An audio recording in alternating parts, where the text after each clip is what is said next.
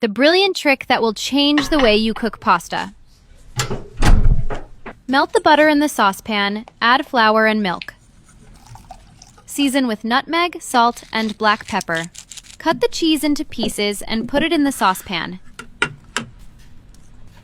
Grease the baking dish with sauce. Pour water into the bowl with pasta. Cook in the microwave for 20 minutes.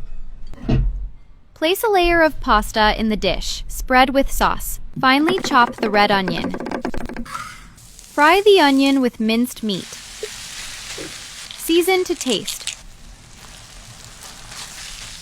Add tomato paste, a finely chopped bell pepper, and a green chili pepper. Place a layer of meat in the dish. Pour sauce.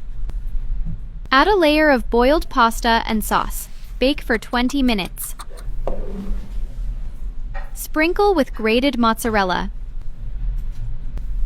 Bake for another 20 minutes. It's a delicious, hearty dish loved by the whole family, from young to old.